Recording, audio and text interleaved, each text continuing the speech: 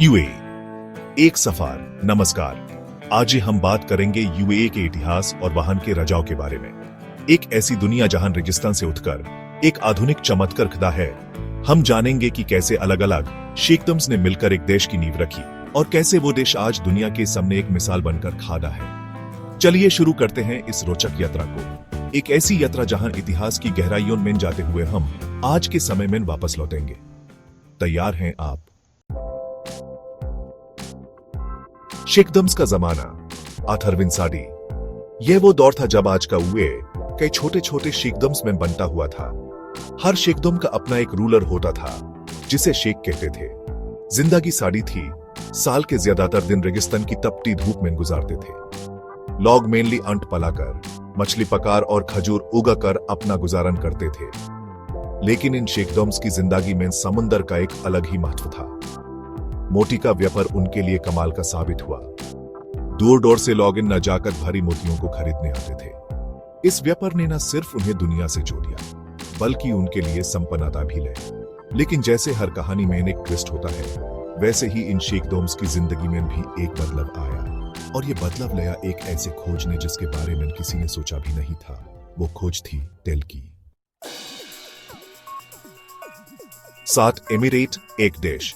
2 दिसंबर 1971 यह वो तारीख है जब यूएई का जन्म हुआ। 7 sheikhdoms Abu Dhabi, Dubai, Sharjah, Ajman, Al Quwain, Ras Al खैमा और फुजायरा ने मिलकर एक फेडरेशन का निर्माण किया। इस फेडरेशन का नाम दिया गया यूनाइटेड अरब एमिरेट्स यानी यूएई। शेख जायद बिन सुल्तान अल नहयान, जो कि अबू धाबी के रूलर थे, यूएई के पहले प्रेसिडेंट बने। उनकी दूरदृष्टि और मजबूत नेताओं ने यूएई को एक साथ लाया और एक नए युग की शुरुआत की। लेकिन यह सफर आसान नहीं था। रेगिस्तान की तपती रेत पर एक नया देश बनाना किसी चुनौती से कम नहीं था। शेख जायद ने न सिर्फ देश को एक करने का सपना देखा था, बल्कि उस सपने को हकीकत में बदलने का हौसला भी दिखाया। उन्होंने तेल से होने वाली आमदनी को देश के विकास में लगा दिया। स्कूल, हॉस्पिटल, रोड्स, एयरपोर्ट्स का निर्माण शुरू हुआ और देखते ही देखते रेगिस्तान में एक नया यूएई उभारने लगा। चैप्टर 3। शेख जायद सिर्फ एक रूलर नहीं थे, बल्कि एक विजनरी लीडर थे। उनका मानना था कि यूएई की असली दौलत उसके लोग हैं और उन्होंने अपनी पॉलिसीज भी इसी तरह बने। एजुकेशन और हेल्थ केयर पर जोर दिया गया। उन्होंने विमेन एम्पावरमेंट को भी बढ़ावा दिया और उन्हें समझ में बराबरी का हक दिलाया। शेख जायद को बहुत प्यार से फादर ऑफ द नेशन कहा जाता है। उनके नाम से ही यूएई का एक शहर भी है। अबू धाबी में शेख जायद ग्रैंड मॉस्क उनका ही बनवाया हुआ है। शेख जायद का देखा हुआ सपना आज भी यूएई को रोशनी दिखा रहा है। उनकी याद में यूएई में हर साल 19 नवंबर को नेशनल डे मनाया जाता है। चैप्टर 4। आज यूएई दुनिया के सामने एक मिसाल बनकर खड़ा है। बुर्ज खलीफा जैसी इमारत से लेकर पाल्म जुमेरा जैसे मनमेड आइलैंड्स तक यूएई ने दुनिया को हैरान कर दिया है। यह सिर्फ इमारतें ही नहीं है, बल्कि यूएई की उन्नति और तरक्की की निशानी है।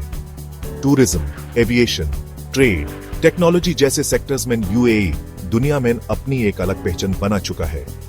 2004 में शेख जायद के देहांत के बाद उनके बेटे शेख खलीफा बिन जायद अल नहयान ने देश की बगडोर संभाली।